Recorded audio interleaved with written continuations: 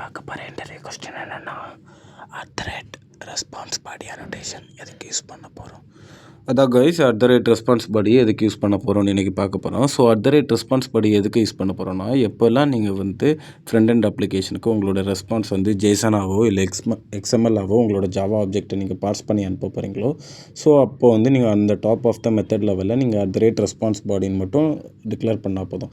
So உங்களோட response ஜேசனா return அனுப்பிடும். So இது எந்த டைம் நீங்கள் ரெஸ்பான்ஸ் பாடி யூஸ் பண்ணணும்னா, எப்போல்லாம் உங்களோட கண்ட்ரோலர் கிளாஸில் நீங்கள் ரெஸ்ட் கண்ட்ரோலருக்கு பதில் கண்ட்ரோலர்னு மட்டும் நீங்கள் டாப் லேயரில் டிக்ளேர் பண்ணுறீங்கன்னு வச்சுக்கோங்களேன்.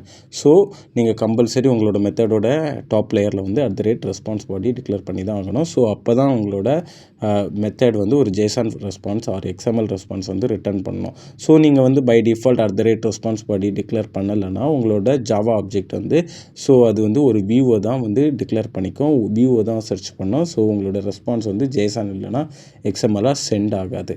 ஸோ அவ்வளோதான் கைஸ் ரெஸ்பான்ஸ் பாடி அனோட்டேஷன். இந்த வீடியோ பிடிச்சிருந்தால் லைக், ஃபாலோ, சப்ஸ்கிரைப் பண்ணுங்கள் கைஸ்.